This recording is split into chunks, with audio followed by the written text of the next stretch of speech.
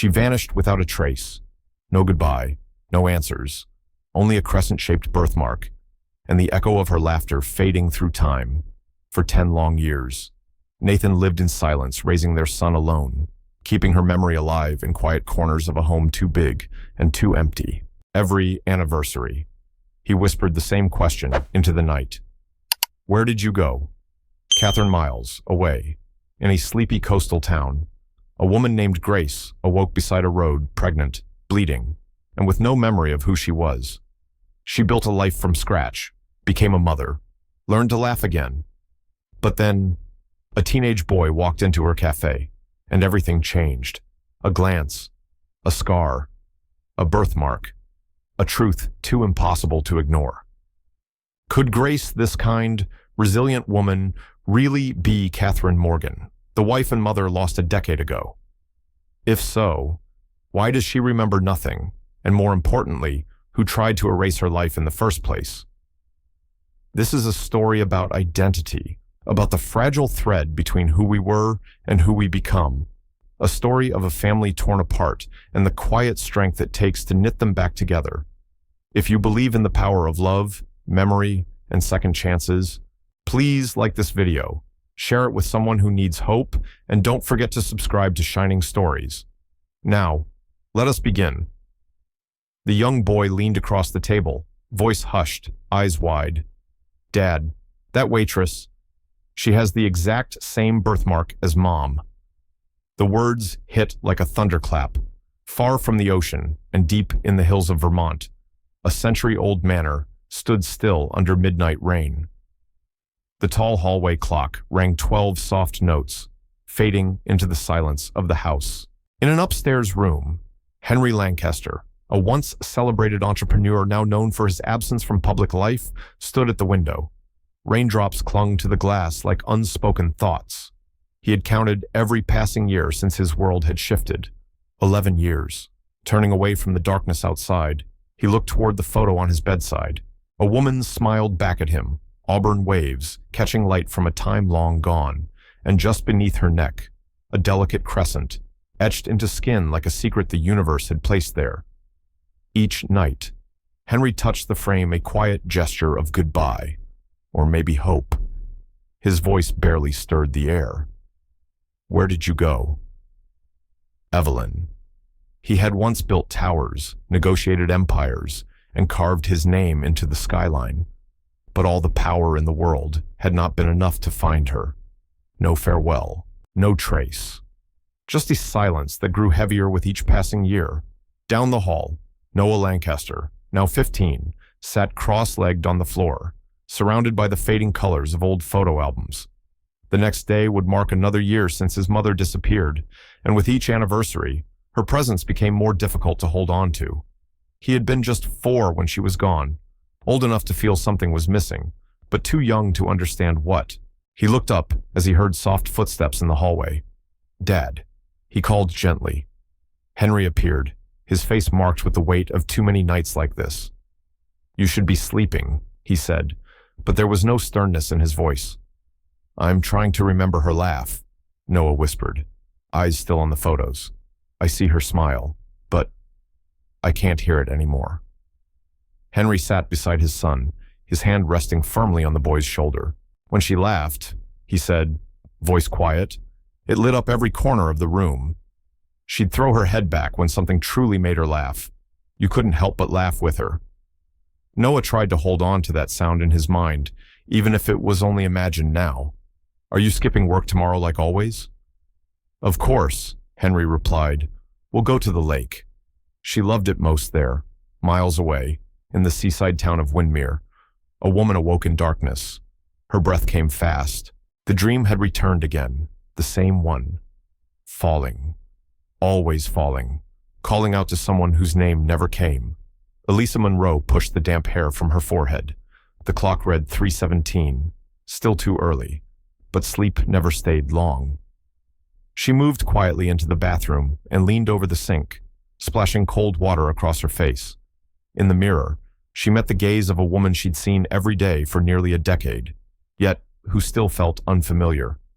Her fingers lifted slowly, as they always did, to the faint crescent below her collarbone, the only mark from a life she no longer remembered. The woman in the mirror stared back at her, familiar only because she had seen those eyes every day for nearly 10 years, not because she remembered them from another life. Her fingers, as if guided by instinct, rose once more to rest just beneath her collarbone. The small crescent mark there had become her anchor, a reflex whenever fear came creeping in. It was strange how something so small could feel like the only truth she had left. The emptiness where memories from over 35 years of life should have lived stretched endlessly inside her. Then came a gentle knock on the bathroom door, tugging her back to the present. "Mom, are you okay?" The voice was soft, uncertain. Elisa quickly wiped her face with a towel and opened the door. Her daughter stood there small, with oversized eyes and a beloved rabbit toy clutched to her chest. "Just a dream. Darling, nothing to worry about." She smiled and knelt to her daughter's height. "The falling dream again?" asked Ivy, now almost 10. Her curious gaze scanning her mother's face with the kind of seriousness that didn't match her unicorn pajamas. Elisa nodded. She often found herself marveling at how sharply observant Ivy was, a brilliance that never ceased to surprise her. Ivy could solve equations Elisa didn't even understand. Another mystery in a long list of unanswered questions. "Will you be all right for work tomorrow?" Ivy asked with quiet concern, sounding more like an adult than a child. "Of course," Elisa replied, brushing the girl's hair gently behind her ear. "The Seafarer Café won't run itself, especially without their fastest server." As Ivy padded back to bed, Elisa lingered in the narrow hallway of their small rented cottage. Martha, the woman who had taken her in when she was found wandering the highway all those years ago, always said the past was better left buried. But tonight, as another anniversary of her life beginning again crept closer, Elisa couldn't stop wondering what kind of world had she walked away from, and who had she once been. Her hand found its way again to the mark on her skin, a quiet, celestial scar, like a whisper from a forgotten sky. She remembered only this when Martha had found her. She had nothing but torn clothes and a heartbeat inside her, a baby she hadn't even known she was carrying. Tomorrow would look like any other day. She would pour coffee for fishermen, share polite smiles with tourists, and help Ivy with math problems she didn't understand. She would live the life she had built from the rubble of an unknown past. But tonight, as the rain tapped gently on the windows of Windmere, a quiet ache hovered over two distant homes, bound by a mystery neither had yet begun to understand. Far away, on a wet stretch of highway heading toward the coast, a boy pressed his forehead against the car window. "You said this weekend was just for us." His voice was low, heavy with disappointment. Beside him, Henry Lancaster tightened his grip on the steering wheel. "It still is, son. I only need a couple of hours at the Windmere property. After that, it's just you, me, and the cabin. Fishing poles and no emails. Promise." The luxury resort project had been in the works for nearly a year. Henry hadn't planned to come out here during this weekend of all weekends, but his business partner, Elias Rowe, had been insistent. And maybe, Henry thought, the distraction wouldn't hurt. Not for him. Not for Noah. Noah didn't answer. He slid in his earbuds and looked away as Windmere appeared on the horizon, its small harbor lined with fishing boats and time-worn cottages. Henry felt a quiet tightening in his chest. The lighthouse stood tall ahead, a lonely guardian against the gray sky. "Let's grab something to eat first," Henry offered, trying to bridge the silence. "I heard there's a place called the Seafarer Café. Supposed to be good." They arrived to the sound of clinking silverware and conversation, the café buzzing with weekend visitors and locals. A bell chimed gently above the door as they stepped inside. Behind the counter, a gray-haired woman gave them a nod and gestured toward a window booth. "Someone will be right with you," she called. The older woman behind the counter called out with practiced ease, "Someone will be right with you." Henry unfolded a set of architectural plans onto the table, trying to bury himself in figures and floor plans instead of the ache that always followed him here. Noah slouched into the booth across from him, scrolling his phone without much interest. A soft voice interrupted the quiet between them. "Here are your menus. Our special today is the chowder." Noah looked up, his breath caught, She stood there, auburn hair swept back, kind eyes shadowed by exhaustion, a small name tag reading Elisa pinned to her shirt. For a moment, he couldn't speak. "Oh, sorry," the waitress said, noticing his stare. "Did I walk in on something important?" Henry didn't look up. "No. We're just Dad," Noah whispered suddenly, grabbing his father's sleeve. Henry finally turned toward his son. "Dad, look, her mark. It's the same. The same one Mom had, in the photo by your bed." The plans in Henry's hand slid from his grip and drifted to the floor. He looked up. For the first time, his gaze met Elisa's. There it was, just above her collarbone, where the fabric of her uniform dipped that same soft crescent shape, faint but unmistakable. But it wasn't just the mark. It was the gentle tilt of her head, the curve of her smile, the way her eyes held a quiet sorrow. Different hairstyle, a faint scar near her temple. But it was her. It was Evelyn, or someone who looked so much like her that Henry's world tilted. His face turned pale. "Sir, are you all right?" Elisa asked, taking a small step back. His intense stare unsettled her. Henry shook his head slightly, trying to gather his voice. You remind me of someone. That's all." Elisa's hand rose to her collarbone, fingers brushing the mark. The motion was so familiar. Henry felt his heart stop.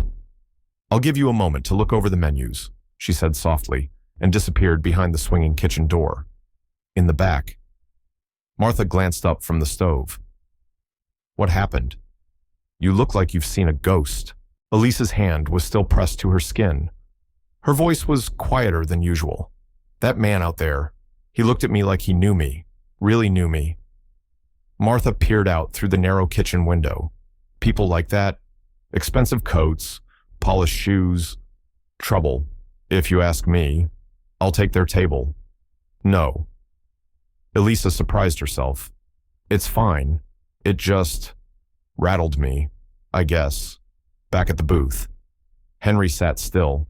His hands rested on the table, but his mind was elsewhere. "Noah, are you sure about what you saw?" "I'm sure, Dad. It's the same shape, the same spot, and her face.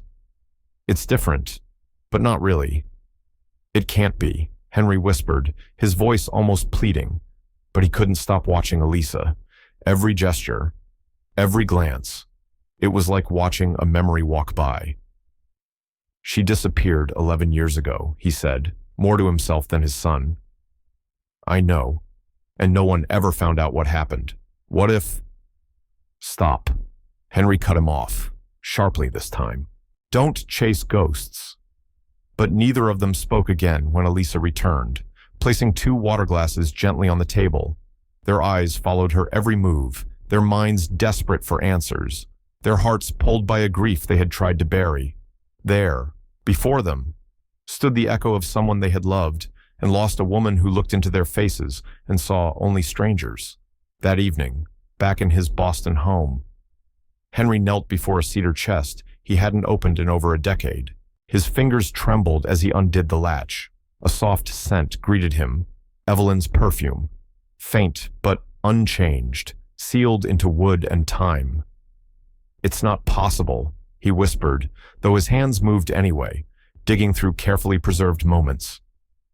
Then he saw it, the photograph from their honeymoon, her hair wild in the ocean breeze, her laughter caught mid-flight, that same crescent birthmark, clear as daylight. He placed it beside 3 others, each one bearing that same mark. This wasn't coincidence.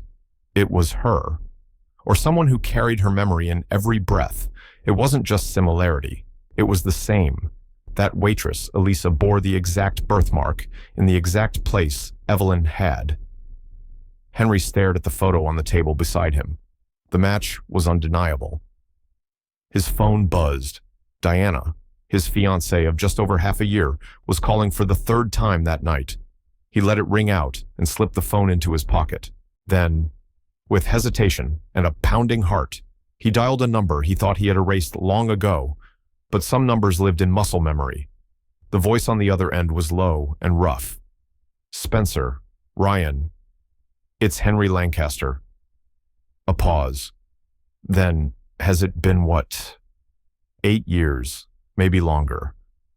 Henry's voice caught. I think I found her. Evelyn.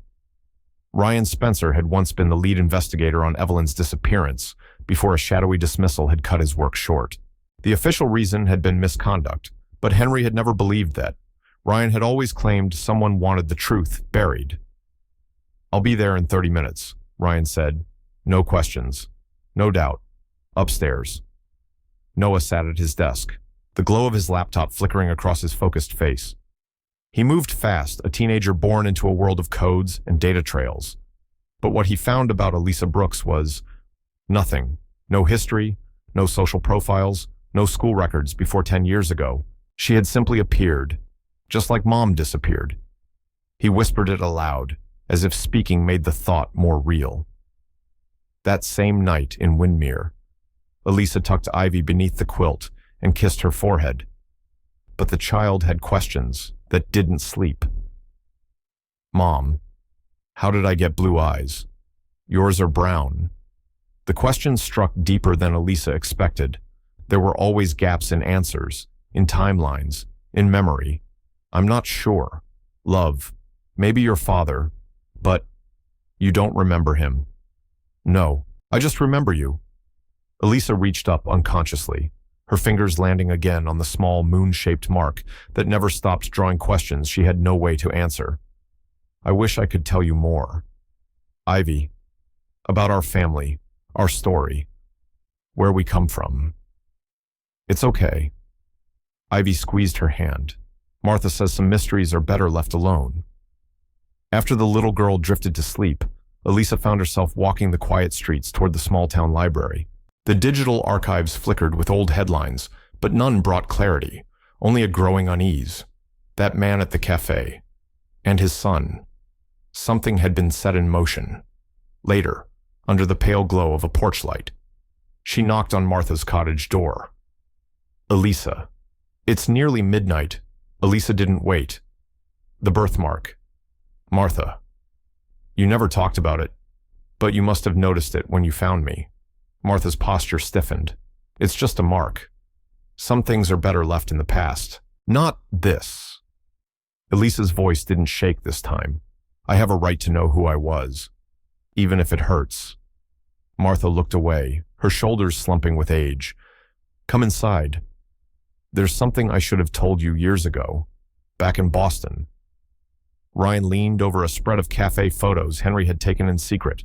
He nodded slowly. The likeness is overwhelming, but Evelyn would be more than a decade older now, and people change. Henry pointed to the print. That mark. You can't fake something like that. Ryan's eyes narrowed. Serious now. I'll dig into her background.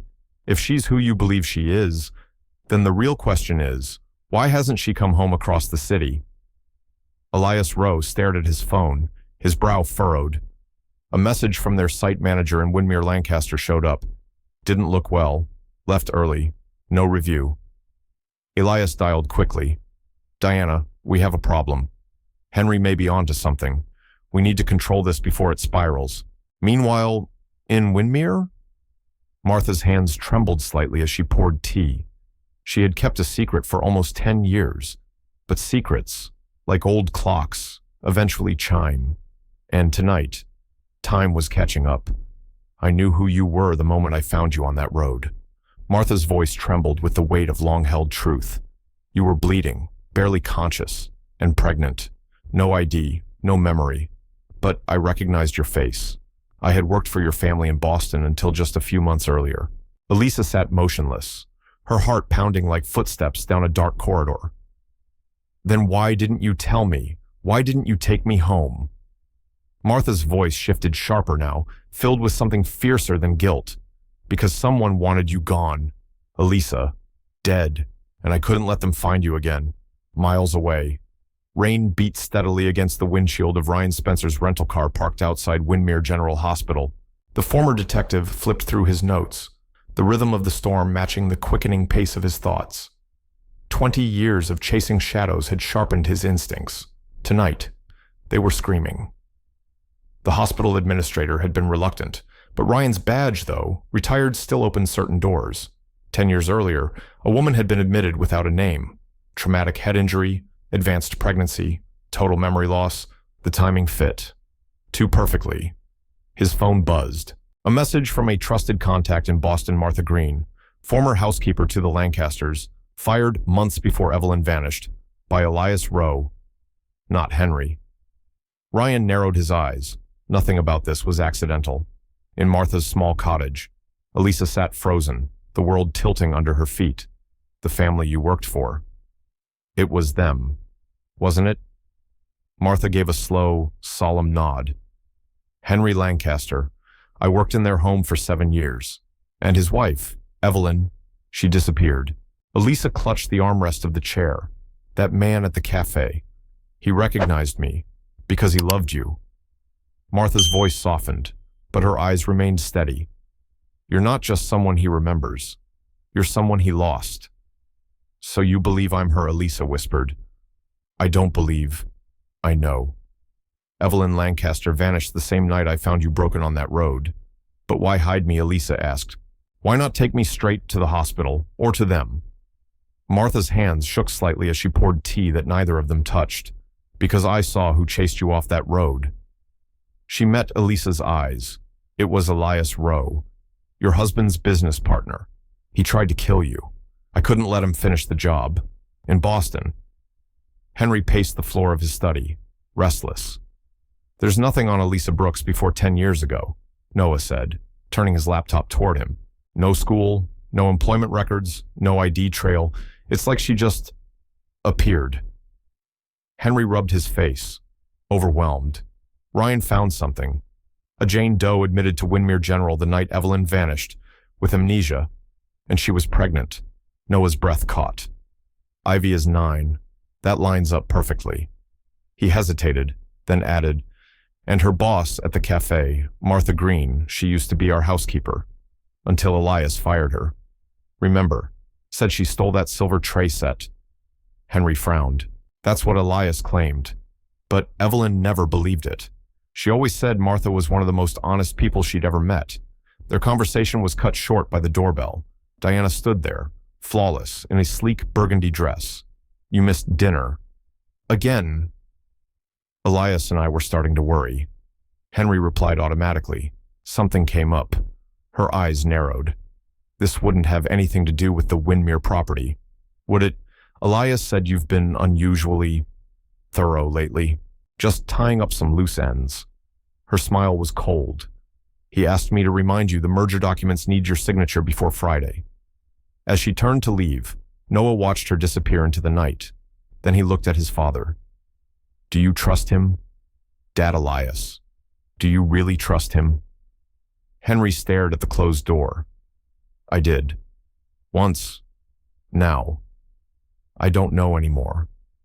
In Windermere. Elisa sat alone on the porch swing outside Martha's cottage. The night was quiet, but inside her, a storm was rising. Could it be true that she had once been a respected lawyer, married to a powerful man, mother to a boy whose name she didn't even know? Could she really be Evelyn Lancaster? Or was this just another cruel trick of memory? She looked out over the darkness, one hand resting gently on the crescent mark below her collarbone. Somehow, in this moment, it felt less like a scar and more like a key. Mom. Elisa turned at the sound of Ivy's voice. The girl stood barefoot in the doorway, rubbing her eyes, her rabbit toy dragging from one hand. Can't sleep. Elisa patted the empty space beside her on the porch swing. Come sit. I'm just thinking. Ivy climbed up, curling against her mother's side. About the man from the cafe, she asked quietly. I saw the way he looked at you. Elisa gave a soft smile. Sometimes she wondered how Ivy could possibly be only 9. Her spirit always felt older. Martha told me something tonight. Something about who I might have been. Before. Really, Ivy's eyes lit up, suddenly wide awake, like what Elisa hesitated. How do you explain a shattered identity to a child? I don't know all the details yet, but I promise, no matter what I find out, you and I, we stay together. That will never change. Ivy nestled closer. I know, Mom. You're my home. As her daughter drifted off again against her shoulder, Elisa looked up at the stars. If she truly was Evelyn Lancaster, then everything, her name, her story, even her struggle, had been built on a forgotten truth. And if Elias Rowe had once tried to end her life, would he try again in Boston? Ryan sat alone in his apartment, poring over the real case file, not the redacted one fed to the media. He had kept it, despite being told to burn it. One detail had never sat right with him. Evelyn's car had been discovered on a deserted coastal road near Windermere. There had been blood, yes, but not nearly enough to suggest death, and no body. Now, a decade later, he finally understood why. She had survived, lost everything she remembered, and somehow she had been saved, hidden by the one woman who had been quietly dismissed from the Lancaster estate. The question remained, what had Evelyn found out that made her a target? Henry's hands trembled slightly as he parked in front of the Seafarer Cafe for the second time that week. Inside his briefcase was Evelyn's old copy of To the Lighthouse, corners dog-eared, margins covered in her handwritten thoughts. He wasn't just carrying a book. It was a key, a test. You sure you want to do this? Ryan's voice crackled over the phone. I need to know, Henry replied simply, ending the call. Inside. The cafe was quieter this time. He chose a booth that gave him a view of both the kitchen and the front counter. He placed the book gently on the table, cover facing up. Moments later, Elisa approached with a professional smile. Welcome back. Table for one. Just me today. My son's off at a summer camp.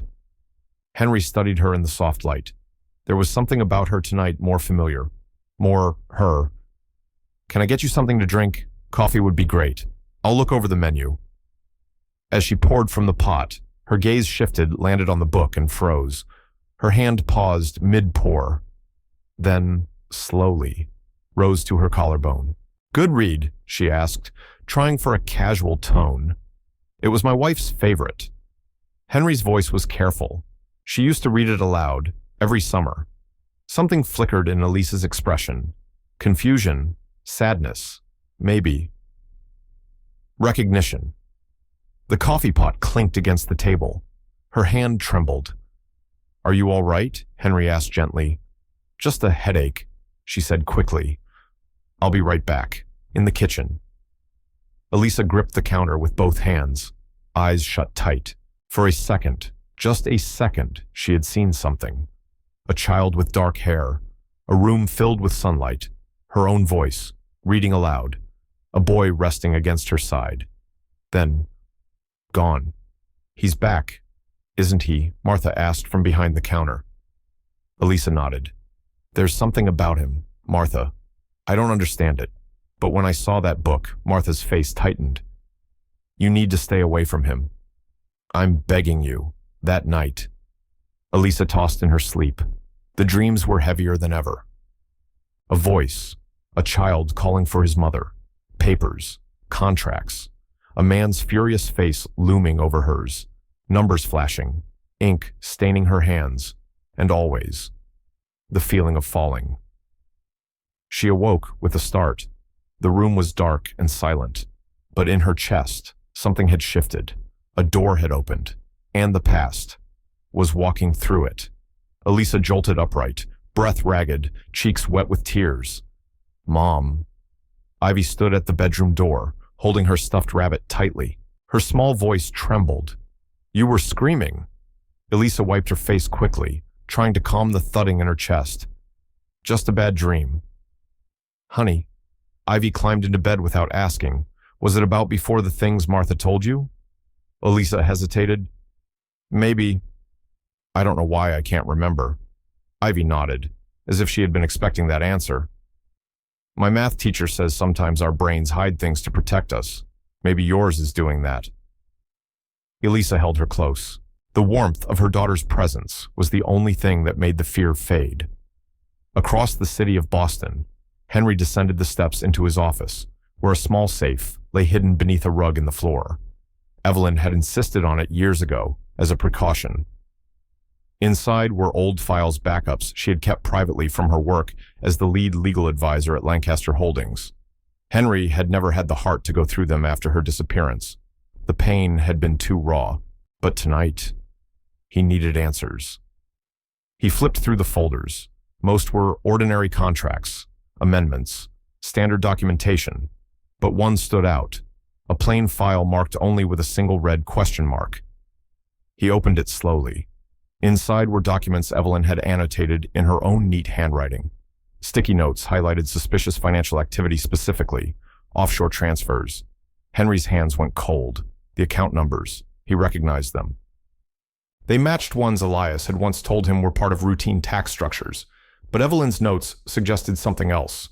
Unverified source, possibility of laundering, must confirm before confronting E. His phone rang. Noah. Hey, Dad. I enrolled in that summer math program we talked about, the one in Windermere. Henry blinked. You did what? It's a prestigious institute, Dad. And guess what? Ivy Brooks is also enrolled. Elisa's daughter. Henry sighed. We can't just insert ourselves into their lives because of a feeling. It's not just a feeling. You know it.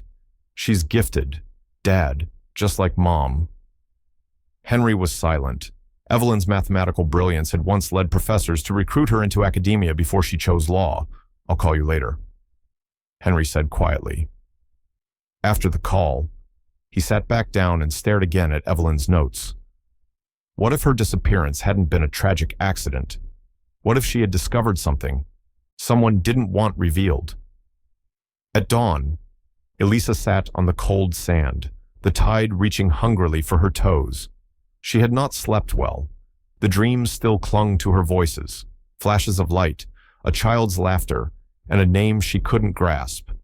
She thought of the book at the café, of the man who stared like he was watching a ghost breathe, of Martha's trembling confessions, of the image of herself, holding a child that might have been Noah, if she was Evelyn Lancaster. What did that mean for the woman she was now? For Ivy, as the first gold light spilled across the water, she made a choice.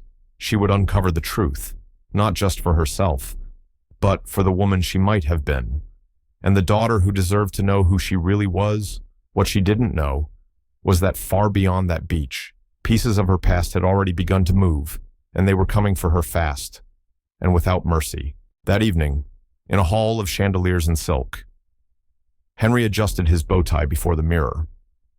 You look stunning tonight, Diana said sweetly, standing behind him.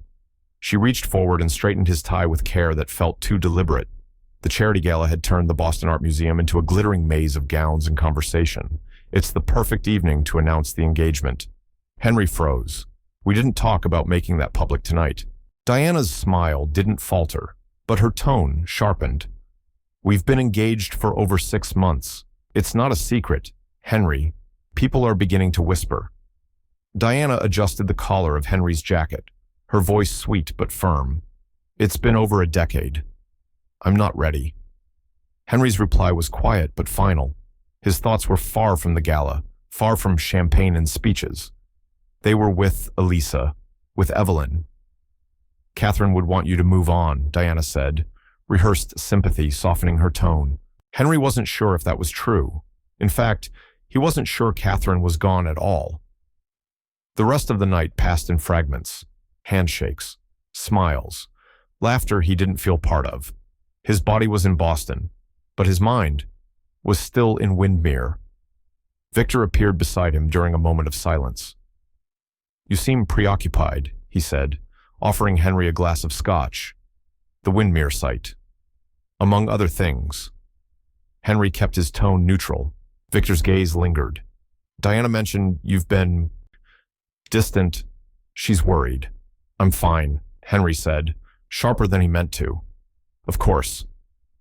Victor sipped his drink. By the way, those old files you were reviewing, no need. We restructured all those years ago. Nothing to worry about. Henry's breath stilled. He hadn't told Victor which files he had accessed. Just being thorough, he said, forcing a smile. Catherine always insisted everything be backed up. Victor's eyes narrowed just for a second. Yes, she certainly did. Then he turned away. Excuse me, The mayor just arrived. Henry watched him go. For the first time in 15 years of business and friendship, he wondered if he had ever truly known Elias Rowe. At that same moment, in Windermere, Noah Lancaster stepped off the bus that had brought him to the Anderson Mathematics Institute. Officially, he was one of only 20 students selected from across the country. Unofficially, he had come with a mission. He spotted her instantly, the youngest in the room, surrounded by older teens who struggled through problem sets while she scribbled down complex equations with ease. "Is this seat open?" he asked, nodding to the desk beside her. The girl looked up, eyes sharp. "For someone who's 9, sure. You're new." "Noah," he said, carefully leaving out his last name. "Just arrived. Ivy Brooks." She replied, "Are you staying the full 6 weeks? That's the plan." As he took his seat, Noah glanced sideways. Her profile, the shape of her nose, the slight arch of her brow, it was there. The resemblance. She looked like a Lancaster. His chest tightened. His father had doubted. But Noah was beginning to believe what his heart already knew. During lunch, he carefully nudged the conversation toward family. "My dad and I move around a lot," he said smoothly. "What about you? Have you always lived here pretty much?" Ivy unwrapped her sandwich. "At least, for as long as I remember. I was born after Mom came here. And your dad?" Her eyes dimmed slightly. "Just Mom and me. She says she used to have someone, but she doesn't remember him anymore." Noah's heart skipped. "She doesn't remember, no. She lost her memory in some accident. Before I was born, Martha found her on the road and took her in. They're kind of like family now." He nodded slowly, processing every word. "That must be hard." Ivy shrugged, like someone used to questions she couldn't answer. "Sometimes I see her staring into mirrors like she's waiting to see someone she used to know.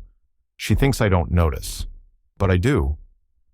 Over the following days, Noah and Ivy built something unexpected, a friendship that didn't seem to care about age. And while the other students focused on formulas, Noah paid attention to expressions, gestures, quiet habits. He wasn't looking for proofs anymore. He was looking for the truth.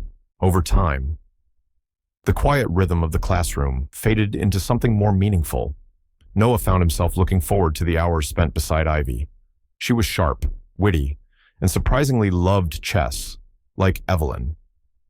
One afternoon, as she set up the board in the student lounge, she opened with a rare and bold strategy.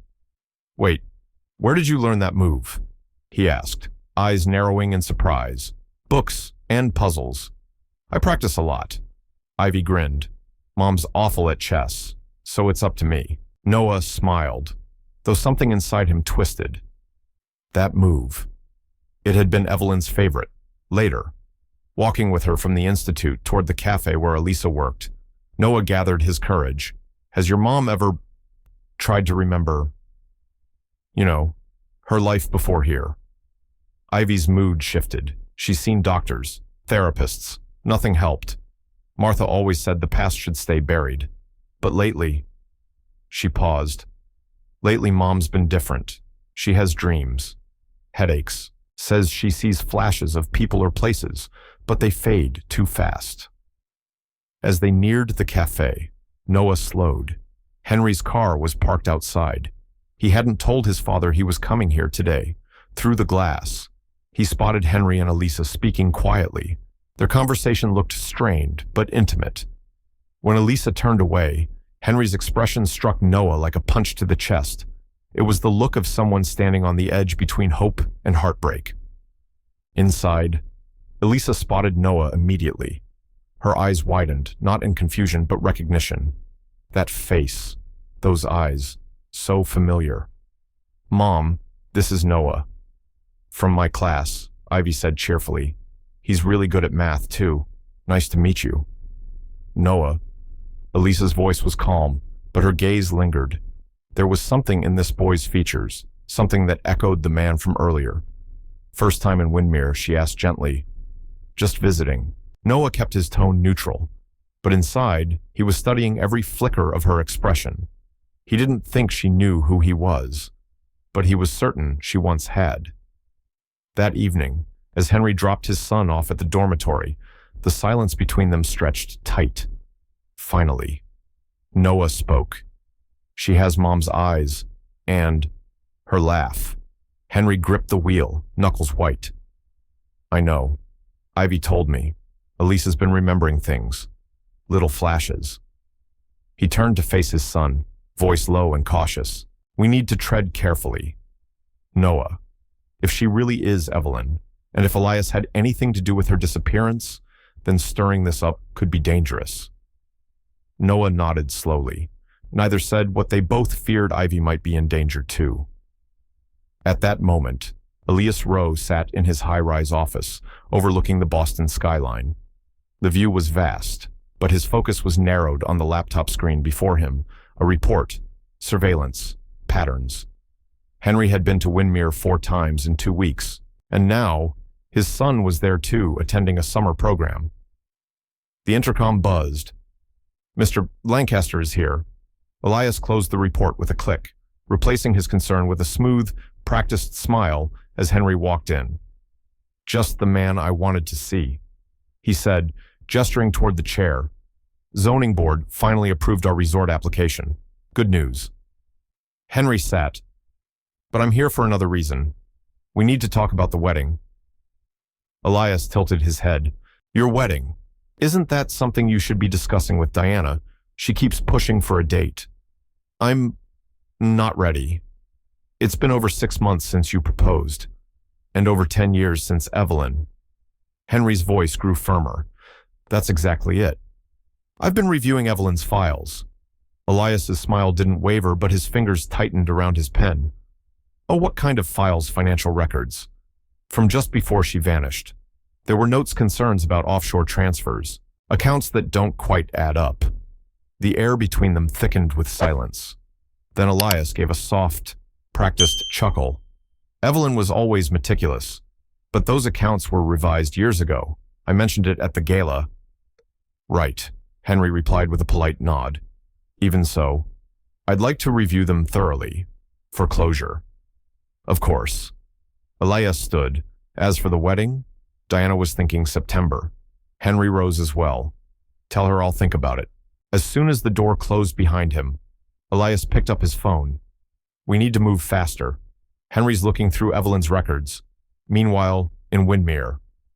Ryan Spencer sat parked across from the Seafarer Café, his binoculars trained on the rear entrance. It was early evening when he saw Martha Green step out with a bag of trash. She looked over her shoulder, a habit of someone used to secrets. Ryan had been digging into her past for days, and the deeper he went, the more convinced he became Martha knew far more than she had ever admitted. His contact in Boston had uncovered something important. Martha hadn't been fired over silverware. She'd been let go after overhearing a private fight between Evelyn and Elias. There had never been an official charge, just silence, disappearance. He followed her discreetly to the local grocery store, then bumped into her near the apples. Oh, I'm sorry, he said, helping her gather the fallen fruit. Martha looked up sharply. You're Ryan Spencer, the detective from Evelyn's case. Former detective, technically. You've got a sharp memory. Mrs. Green, what do you want? Her tone was clipped, just the truth, like why Elias Rowe had you dismissed after you overheard his argument with Evelyn. She froze. Her lips tightened. I don't know what you're talking about. I think you do. Ryan's voice lowered. And I think you know exactly who Elisa Brooks really is. Back at the cafe. Elisa wiped down a table, her eyes drifting toward the booth in the corner. Ivy and Noah sat together, hunched over notebooks, laughing quietly. Their bond had grown quickly, almost too quickly. The resemblance between Noah and Henry was difficult to ignore. The curve of his chin, his thoughtful brow. Something about him stirred a restlessness in her. Mom, Ivy called. Can Noah stay for dinner? He's teaching me this cool math trick. Before Elisa could answer, the door opened, and Henry walked in. He paused for just a moment, his eyes catching on the scene before him. Noah, Ivy, Elisa, Dad. Noah looked up, startled. We were just working on a problem. Henry approached slowly, his eyes scanning the girl at the table. There was something in his expression, not just recognition, but longing. A soft ache he couldn't quite hide. "Mr. Lancaster," Elisa said, stepping forward. "Your son and Ivy seem to have hit it off." Henry met her gaze. "They do. It's almost as if they're family." The word lingered between them like an echo. Elisa's fingers rose instinctively to her collarbone, brushing the faint crescent mark. "Dad," Noah jumped in. "Can Ivy come sailing with us this weekend?" I told her about the boat. "That depends on her mother," Henry said, his eyes never leaving Elisa. Suddenly, the front door burst open. Martha rushed in, face flushed, breath uneven. Her eyes darted to the booth, then locked on Elisa. "We need to talk. Now." In the kitchen, Martha shut the door behind them, her grip tight on Elisa's arms. "That man Ryan Spencer, he's here. He's been asking questions. About you. About me. About that night." "What did you tell him?" Elisa whispered. "Nothing. But he knows." "Elisa. He knows who you are, and he knows what Elias did." Her voice broke, and now the Lancasters are here. Both of them. Getting close to Ivy. Elisa's pulse raced. The past wasn't just stirring. It was standing at her doorstep. "Can't you see the pattern?" Elisa's voice trembled as she stared out the kitchen window, watching Henry talk with Ivy and Noah. Was Martha right? Had everything been a long, quiet trap, a continuation of what Elias had started so many years ago? Or was she finally standing on the edge of truth and putting her daughter in harm's way without even knowing it, elsewhere in Windmere? Noah and Ivy slipped away from the mathematics building during the lunch break. "Just trust me," he whispered, leading her toward a quiet bench overlooking the harbor. For a girl her age, Ivy carried herself with remarkable calm, but today, her usual steadiness cracked. "You've been acting weird since yesterday," she said, arms crossed. "Since your dad showed up at the café." Noah nodded slowly, bracing himself. "I need to ask you something, and it's important." "Okay. Does your mom have anything from before Martha found her?" "Anything she kept?" Ivy hesitated, guarded. "Why do you want to know that, please?" "It matters." She looked down at her shoes. "There's a pen, a silver one. She keeps it in her jewelry box. Says it was the only thing in her pocket when Martha found her. She doesn't let anyone touch it. Says it's the only piece of her old life." Noah's heart jumped. "Does it have letters on it? Like initials?" "Yeah," Ivy replied slowly. "K and M. She doesn't know what they mean. Said maybe it was her real initials, but she doesn't remember. Her name doesn't start with K." Noah tried to remain calm, but he knew exactly what that meant. K. M. Catherine Morgan. That pen, he had seen it in photos, years ago. A gift from his grandfather to Evelyn when she graduated law school. "Ivy, I need to see that pen." "Why?" Her eyes narrowed, suddenly wary. "What aren't you telling me?" Noah hesitated.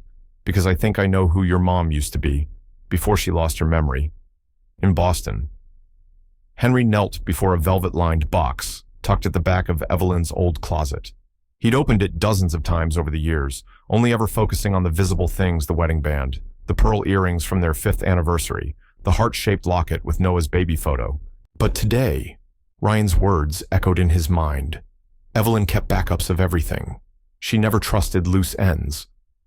Slowly, Henry ran his fingers along the edge of the drawer. At the back, he felt something unusual, a small ridge. He pressed. Click. A hidden panel slid aside, revealing a thin, leather-bound journal, worn, untouched. His fingers shook as he opened it. The pages were filled with her handwriting. Date after date, entry after entry.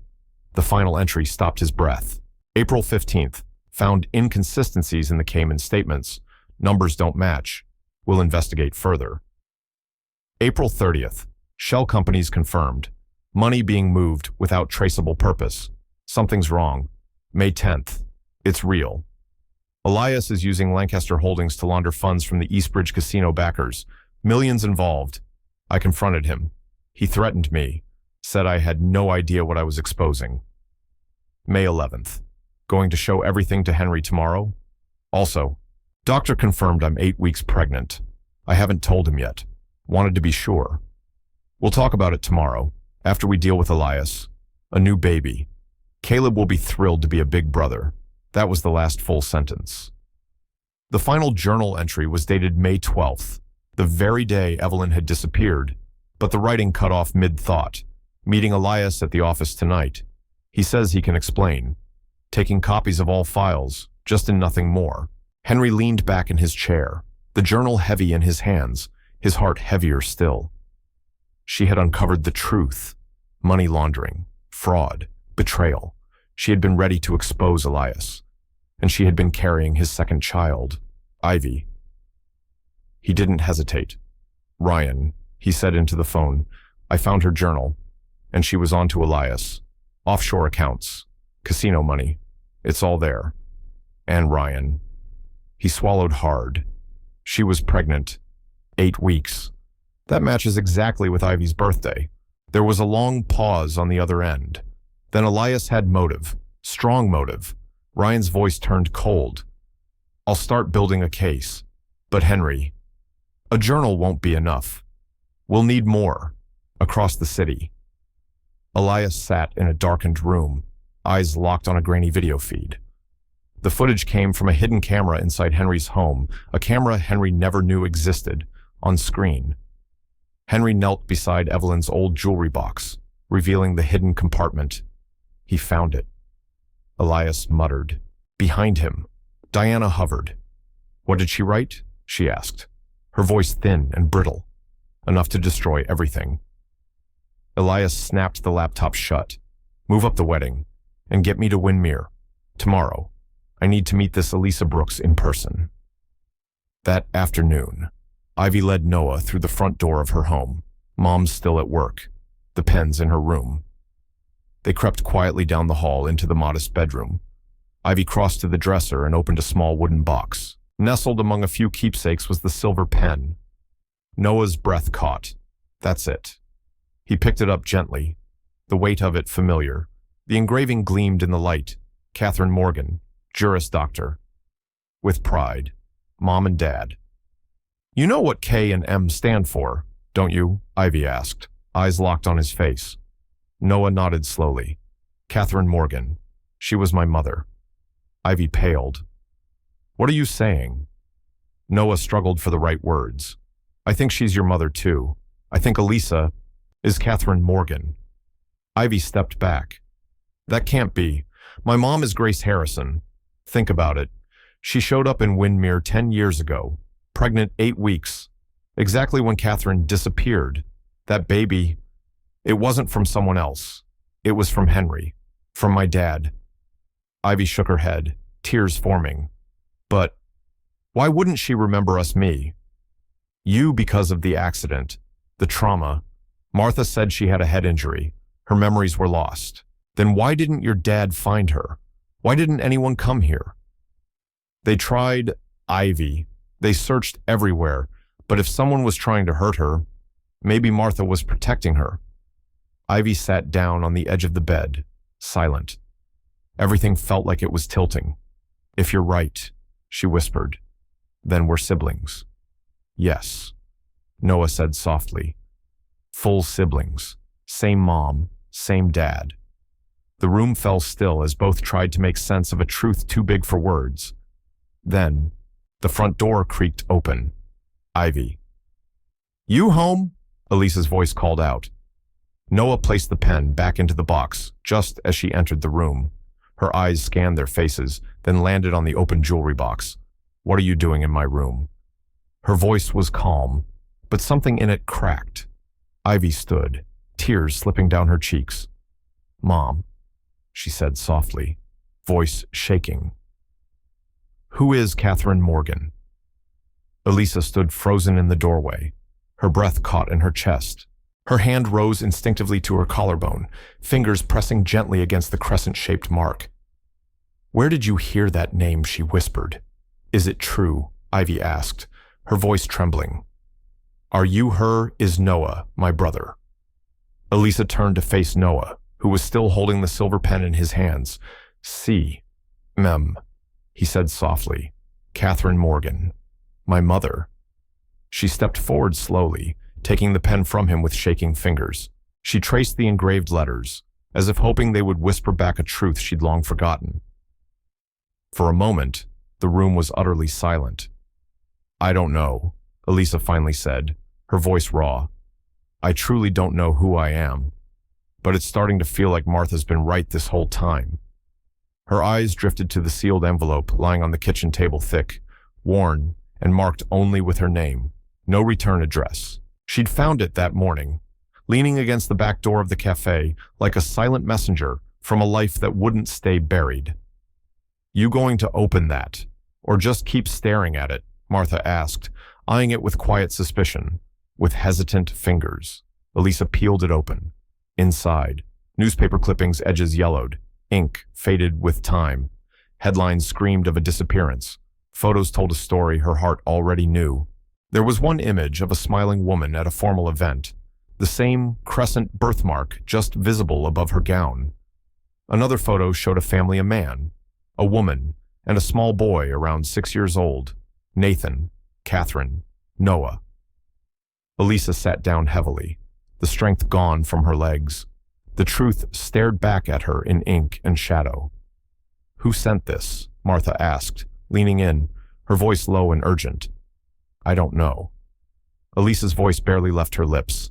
But after what happened with the kids yesterday, I can't keep pretending. The moment Noah had shown her the pen, everything inside her had begun to shift. She had sent him home gently. Ivy had cried herself to sleep, her world suddenly uncertain. It's that detective, isn't it? Martha asked, her jaw tight. Ryan Spencer. He's the one stirring all this up, or helping me find the truth, Elisa said quietly. She held the photographs up to the light. Look at them, Martha.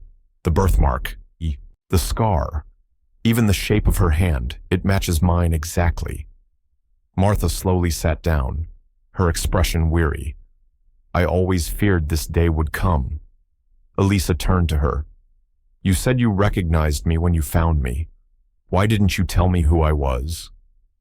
Martha's eyes glistened. Because I was there, Elisa. That night. The night Elias Rowe threatened to kill Catherine if she exposed him. Her voice cracked with memory. I was cleaning his office late. I wasn't meant to hear anything. That's why he fired me, made up the story about the silver tray to ruin my credibility. Elisa felt the color drain from her face. And then, when you found me, by the roadside. You were barely alive, Martha whispered. Blood everywhere. The car was down the slope. I thought you were gone, but you were breathing, and you didn't remember anything.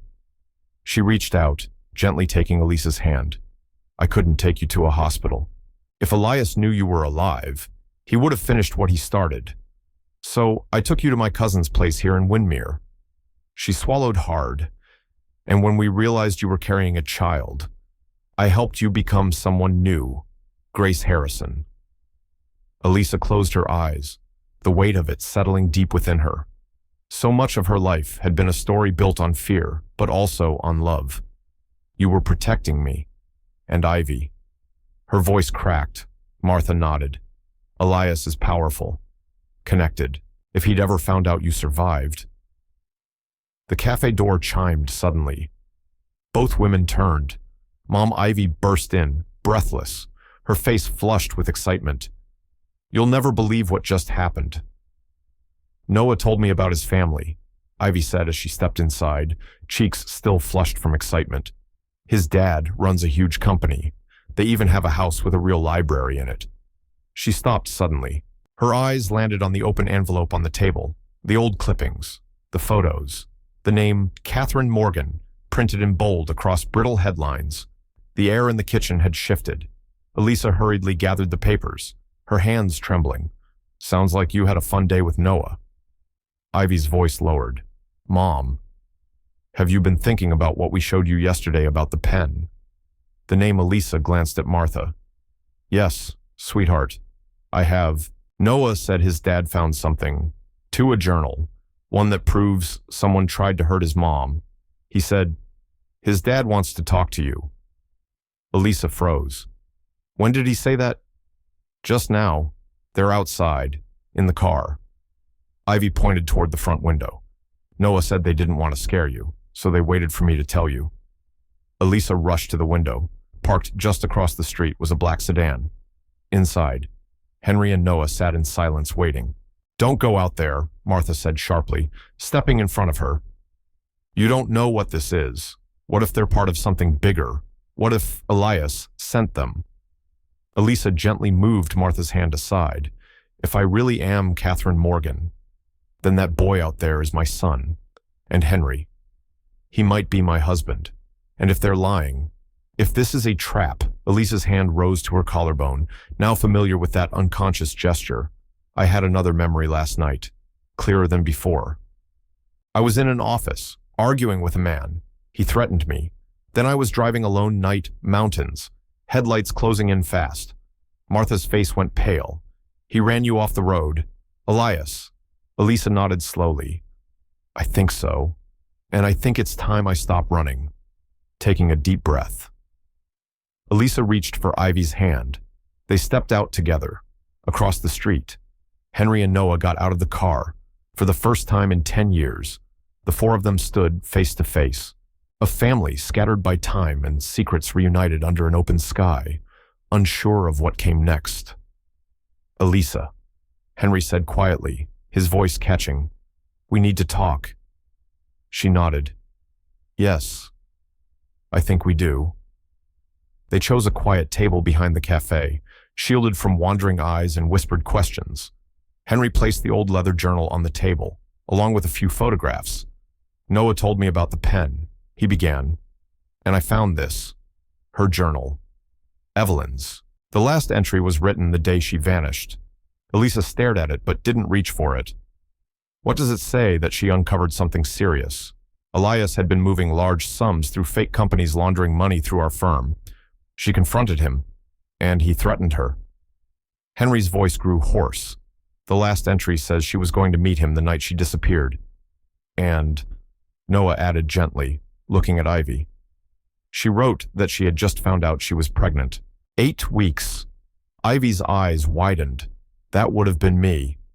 Elisa reached out, her fingers brushing lightly over the cover of the journal. I've been having flashes, she said softly. Flickers of arguments, financial papers, headlights behind me. And, sometimes, I hear a boy calling for his mother. Noah's voice cracked. That could be me. I used to call for you at night. For years. Slowly. Elisa reached across the table and touched his hand. I wish I could remember it all. I wish I could remember you clearly. And for a moment, none of them spoke, the weight of reunion settling between them like the final note of a long-lost melody. The doctor said the amnesia may not be just physical, Henry explained softly. It could be the mind's way of protecting itself from trauma too deep to face. Elisa turned to him, her voice quiet. So, what now? If I really am Catherine, and I'm beginning to believe I am, what does that mean for us? For all of us? Before Henry could answer, a black SUV pulled up silently in front of the cafe. Elisa stiffened, her eyes locked on the figure stepping out of the car. That's him. Her voice barely carried. That's the man I saw in my memories. The one in the office. The one who threatened me. Henry's expression darkened. Stay here. I'll handle Elias. But before he could move, Ryan Spencer appeared around the corner, walking with purpose, 2 uniformed officers close behind. Perfect timing. He muttered. Let's see what Elias Rowe has to say for himself. Elias stepped through the cafe door, his expensive suit cutting sharply against the humble seaside setting. His smile was polished and hollow. Behind him, Diana followed, heels clicking sharply against the wooden floor, her gaze unreadable. Henry. What a surprise. Elias's voice was breezy, but his eyes searched the room with precision. Thought we might talk over lunch. The Windmere project, you know. Henry moved instinctively, stepping between them and the table where Elisa sat with the children. No surprise. Elias. You've been tracking me. Elias chuckled, but it didn't reach his eyes. Let's not be dramatic. Diana and I. He stopped. His gaze landed on Elisa, and froze. For a moment, the confident mask shattered. Catherine. It came out like a breath, stunned, involuntary. Diana's fingers dug into his sleeve, her carefully manicured nails whitening with pressure. Impossible, isn't it? Henry said coldly, because we have reason to believe otherwise. Elias blinked, regaining control. His voice shifted to concern, smooth and calculated. Henry, I know grief can distort things. The resemblance is striking. Yes, but this woman is not your wife. This is someone taking advantage of your pain. Henry didn't flinch. Her name is Grace Harrison. She arrived in Windermere a decade ago. No memory. Injuries consistent with a crash. Pregnant 8 weeks. The timeline fits perfectly. Elias's expression tightened. Coincidences happen. Plenty of women disappear. Some want a new start. From behind Henry, Ivy suddenly stepped forward, her small hands still wrapped in Elisa's. My mom isn't pretending. She's not after anyone's money. She's worked here every day of her life to take care of me. Alone. Elias's eyes flicked to her, and for the first time, he truly looked at her. Her face, her posture, the shape of her eyes. The resemblance was impossible to ignore. Diana's grip on his arm turned to stone. If you'll excuse us, Elias said, voice tight, this seems like a private conversation. I think you should stay exactly where you are. Ryan stepped forward, his badge glinting beneath the cafe lights. The 2 officers flanked him, silent but alert. Elias Rowe, I have several questions regarding the night Catherine Morgan disappeared.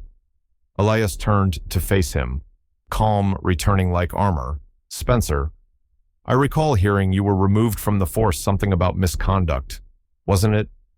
Ryan's voice was steady. I was removed from your case, Elias, because I was too close to the truth, a truth involving stolen funds, offshore accounts, and attempted murder. Behind them, the cafe had gone silent. Martha had quietly ushered the remaining customers out as soon as Elias had walked in. Now, only those who needed to hear and tell the truth remained, and no one was running anymore. Martha stood silently behind the counter, her posture stiff, jaw set. Her eyes never left the confrontation unfolding at the center of the cafe, a storm a decade in the making. This is ridiculous, Diana snapped, her voice brittle. You have no proof of any wrongdoing. Actually, we do. Henry placed the worn journal on the table between them. Elias's gaze flicked to the book, and for the briefest moment, recognition sparked behind his eyes. Evelyn's diary, he said with forced calm. It only proves she liked to fantasize. It proves she discovered your money laundering, Henry replied coldly, and that she confronted you the day before she vanished. We also have a signed statement from Martha Green, Ryan added, stepping forward. She overheard you threatening Evelyn, and that's why you fired her under false accusations. Elias's veneer of control began to crack, the word of a disgraced detective and a bitter ex-employee. That's not evidence. For the first time, Elisa stepped forward, her voice soft but unwavering, cut through the tension. Then what about my word? Every gaze in the room turned toward her. I don't remember everything, she said slowly, but I remember enough. Her eyes locked on Elias. I remember you, in your office, telling me that if I went to Henry with what I'd found, I wouldn't live to see the fallout. You're imagining things. I remember the Cayman accounts, the shell companies, the Eastbridge casino connection. Elias flinched. The room held its breath, and I remember driving. That night, dark road, rear view mirror, headlights gaining fast too fast, a black SUV, just like the one you drove here in. Diana recoiled. You told me it was an accident, she whispered. You said she lost control. Diana, stop. Elias warned, his voice low, but she pulled away from him completely now. You never said you chased her. You lied to me. The tension broke. The 2 officers stepped closer, hands resting near their belts. Elias's face twisted. She would have destroyed everything, the network, the money, the power. She was reckless. I had no choice. So you tried to kill her, Henry said, voice tight with fury. My wife, the mother of my son, who was carrying our daughter. Elias's eyes darted to the exits, Scanning. None of this will hold up. It's her word and yours against mine. Martha's voice rang out, then add mine. She stepped forward, calm, steady. I saw your car, the morning after, in your garage. I was collecting my things, and I saw you pulling things out of Evelyn's wrecked vehicle. There was blood on the door. Ryan nodded. Tampering with evidence, obstruction of justice, attempted murder. The officers stepped into position, and that's when Elias snapped. With one sudden movement, he lunged, grabbing Ivy and pulling her close, an arm tight around her small shoulders. Back off, all of you. Let her go. Elisa's scream cut through the cafe raw, maternal, desperate. Elias, don't do this, Henry said, inching forward. Think about what you're doing. I am thinking. Elias spat. I'm walking out of here, and this little girl, she's my leverage. Ivy, trembling, looked up at him, eyes wide, but unblinking. You tried to kill my mom. Quiet, kid. You hurt her so badly. Tears streamed down her cheeks. She forgot me. You made her forget me. Forget my brother. Forget my dad. You stole our family. Ivy's voice rang out, raw and unshaken. Elias blinked, momentarily stunned. His grip on her loosened just a little, and in that instant, Noah acted. He had circled behind them unnoticed, holding a heavy serving tray. With one swift motion, he brought it down hard on Elias's shoulder. The man stumbled, releasing Ivy, who immediately bolted into Elisa's arms. I've got you, baby. I've got you. Elisa clutched her daughter tightly, sobs mingling with relief. The officer surged forward, pinning Elias to the ground before he could recover. Handcuffs clicked. The struggle was over. Diana, pale and shaken, backed toward the door. I had no part in this, she stammered. He told me Catherine just left. Ryan signaled to an officer standing outside. Diana Rowe, he said firmly. We have questions about your role in covering up your brother's crimes and your relationship with Henry Lancaster. As Elias and Diana were escorted out, silence settled like mist inside the cafe.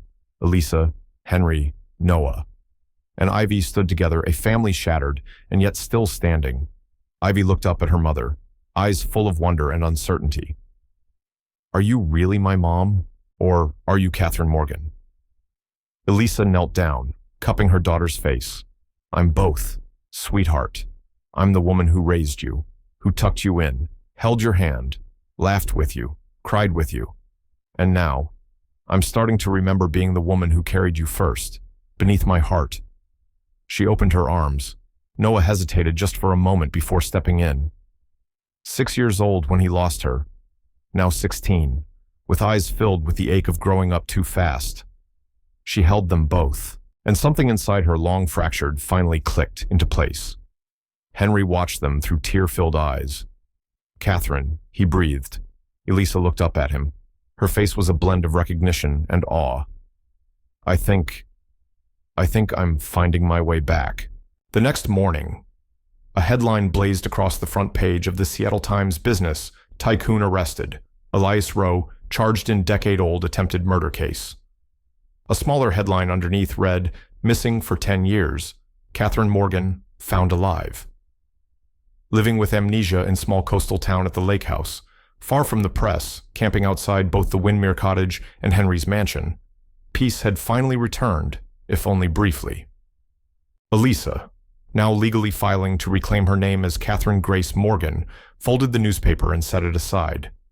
Henry entered the room, an envelope in his hand. The DNA results arrived. He said gently, not that we needed them, but the prosecutor wanted official confirmation. Elisa took it with trembling fingers. She already knew the truth in her heart, but seeing it in print anchored her new-old identity. She was Catherine Morgan, and Ivy was Henry's daughter, too. That means Ivy and Noah, they're not just connected by fate. They're siblings, truly. So, what happens now, she asked, her eyes drawn to the quiet lake outside. That lake, a place her soul remembered, even if her mind hadn't yet caught up. Elias and Diana are in custody, no bail. Henry answered, the charges are serious attempted murder, fraud, laundering, obstruction. Martha's testimony was key. Will Martha be charged? She asked quietly. Henry shook his head. No. The district attorney considers her the reason you're alive. She's a witness, not an accomplice. Out by the dock, they could see Noah teaching Ivy how to fish, the two of them laughing, gently nudging one another, the weight of truth slowly replaced by the bond of discovery. The company's taken a hit, Henry continued. Our name is damaged. I've begun restitution for those impacted by Elias's crimes, but it will take time. He looked at her, eyes soft. So will we. Elisa's fingers rose almost instinctively to the crescent-shaped mark at her collarbone. And what about me? She asked softly. Legally, the lawyers are working on it, Henry replied. It's complicated. You've been listed as deceased for 10 years. But with the DNA match, Martha's testimony, and your journal, they're moving quickly. She nodded slowly, the weight of her past and present still heavy on her shoulders. I want to keep both names. Catherine Grace Morgan. Both women made me who I am. I owe them both. Henry's voice was quiet. Of course. Doctors had begun helping Elisa gently recover pieces of her memory. It was slow, fragmented: a birthday cake, a courtroom, a warm summer afternoon beside the lake. Flashes, but each flicker brought her closer. The press won't let this go. She sighed. Every network wants the exclusive, the lost heiress who forgot herself. Let them talk. Henry reached for her hand. We'll face it together. They both knew rebuilding their family wouldn't be as easy as a headline. It would be a delicate, daily act of faith. Outside, laughter echoed across the lake. Ivy had just reeled in her first fish, her squeal of excitement mixing with Noah's celebratory cheer. For all the paperwork, the court dates, the therapy sessions, that moment, two half-siblings finally laughing together, was the first real piece of healing. It had been 3 weeks since the café, since truth unraveled, and everything was laid bare.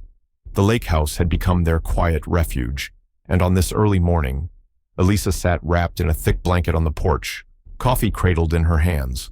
The sunrise pushed through the trees like a soft promise. Caleb stepped out, 2 mugs in hand.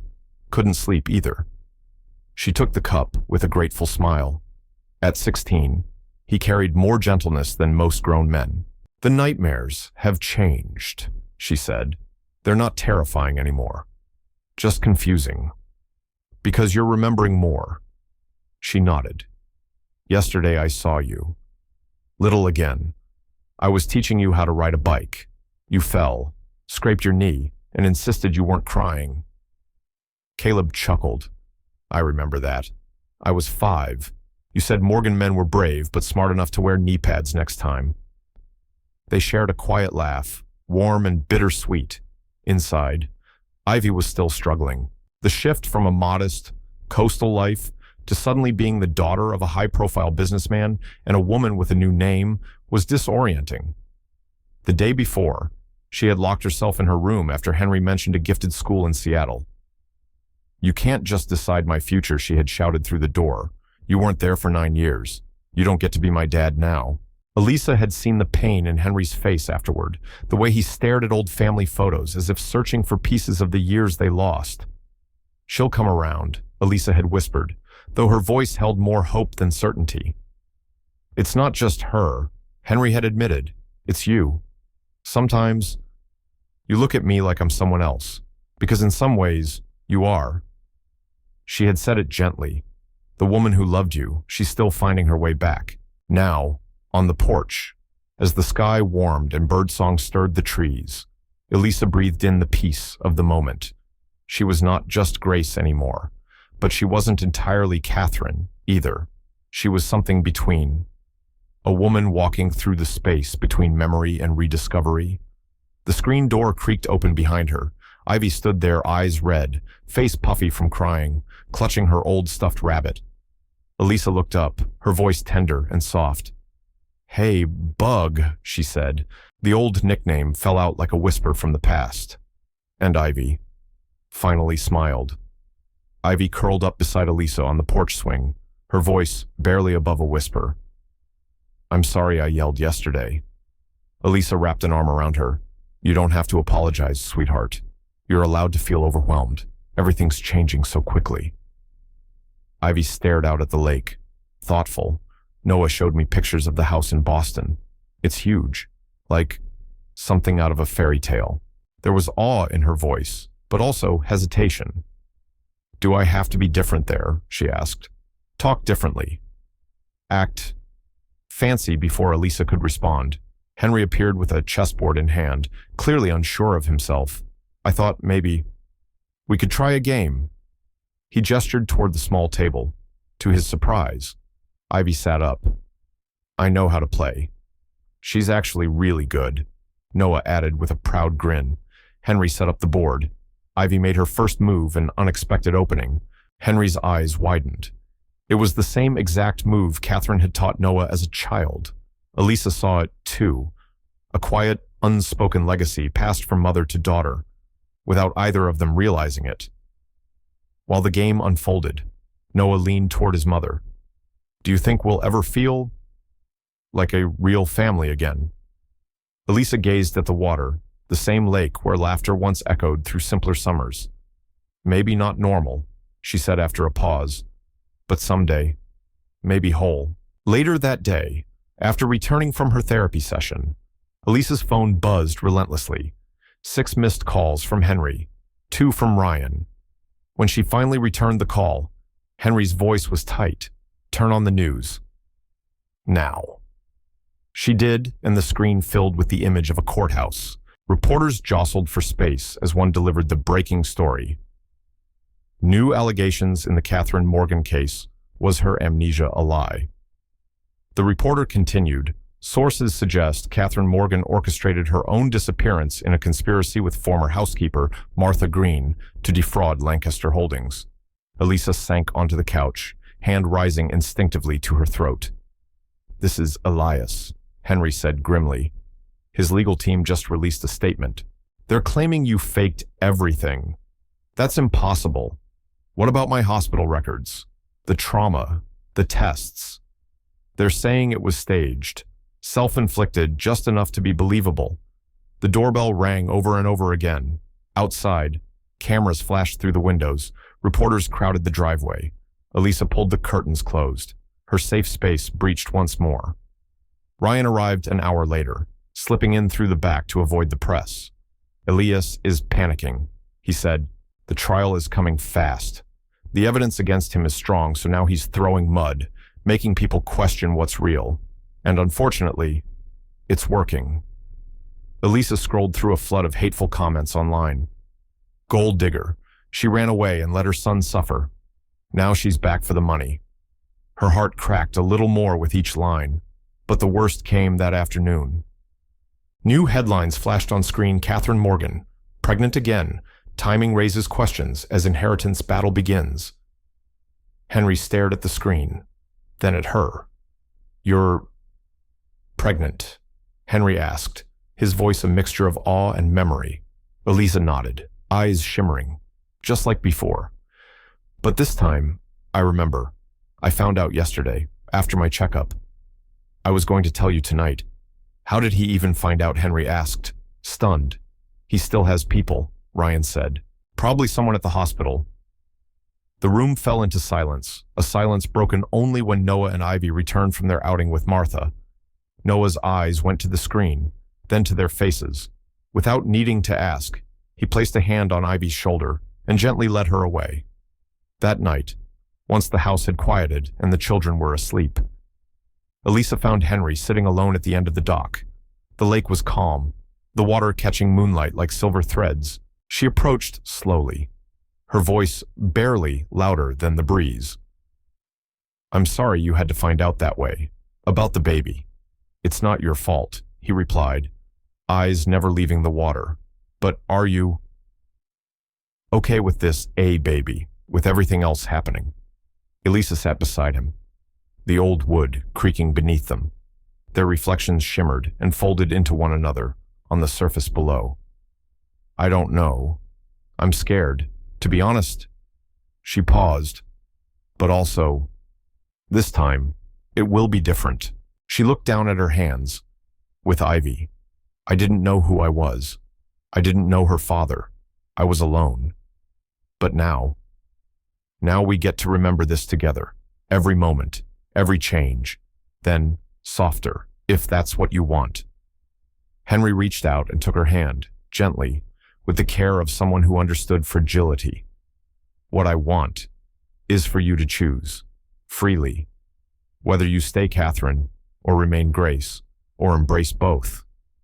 I want you to be whoever makes you whole, not for me, for you. For the first time since they'd found each other again, Elisa leaned her head against his shoulder, and together, in the hush of the night, they watched the moon stretch across the lake, their future as uncertain and vast as the shimmering water.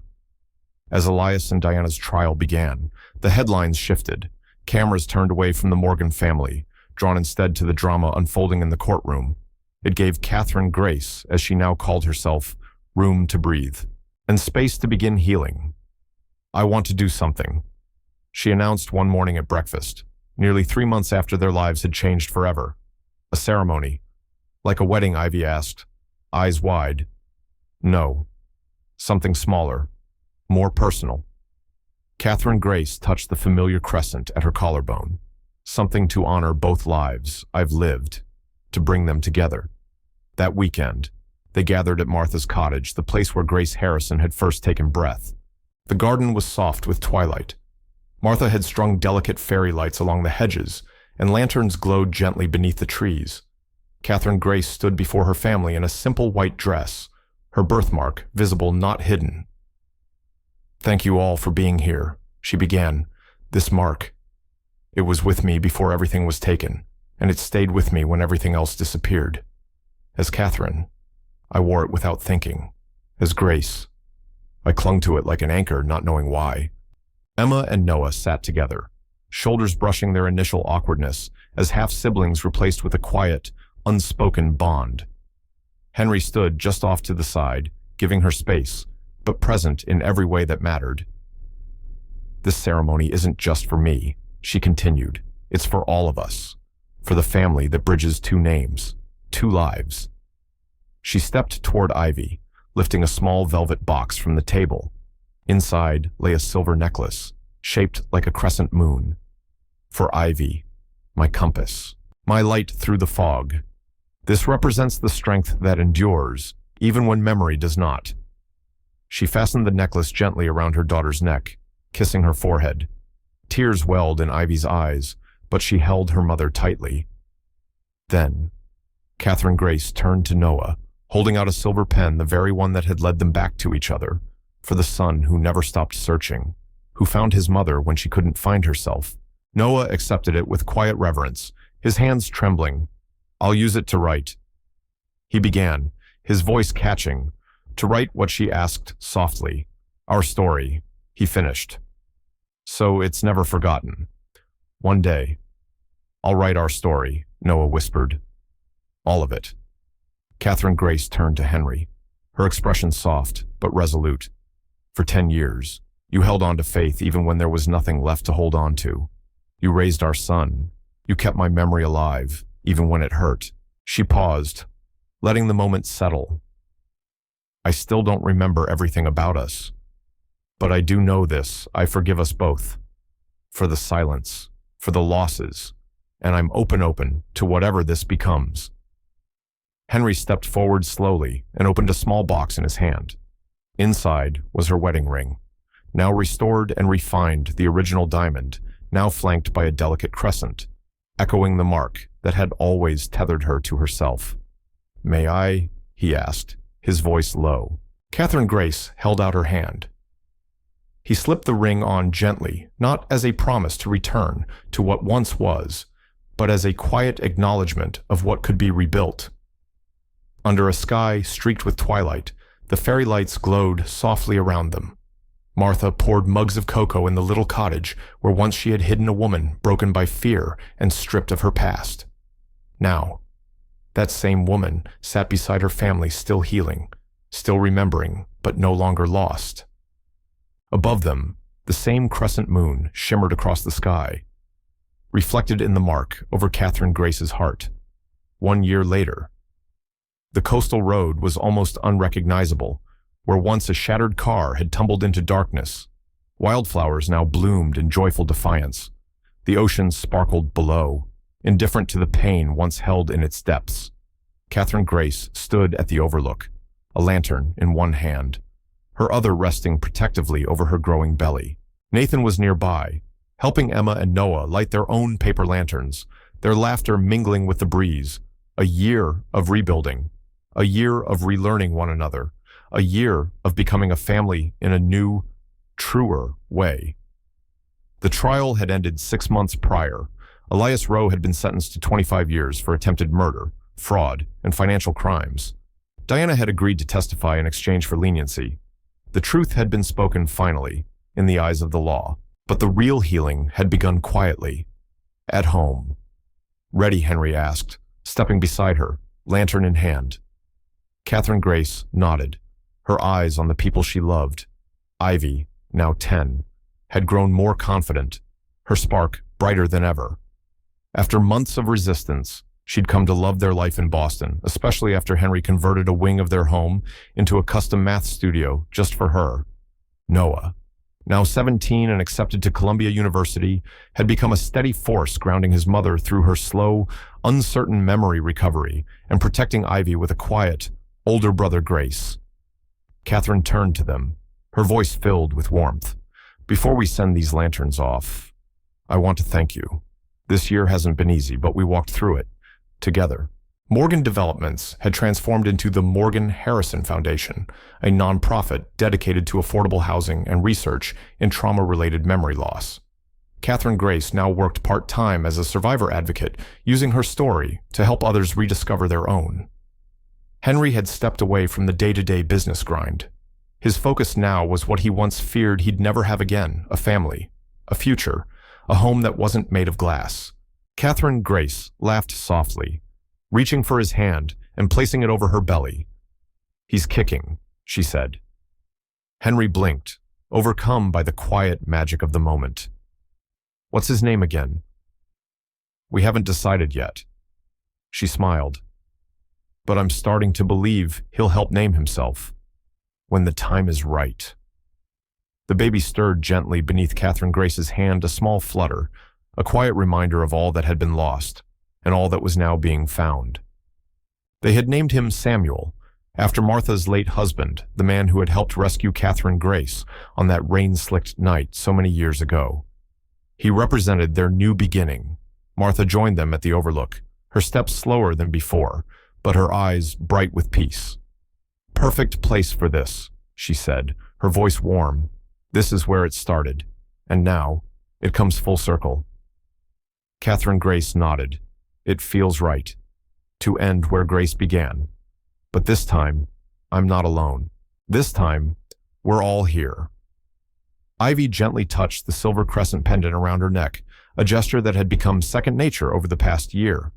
"It's like 2 stories becoming 1, she whispered.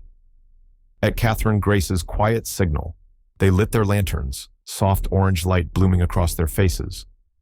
"These lanterns," she began softly, "are for what we've let go. Fear, silence, separation. But they're also for what we carry forward: love, memory, and the truth that I am both Catherine and Grace, one by one." The lanterns rose into the darkening sky. Noah released his first steady and silent.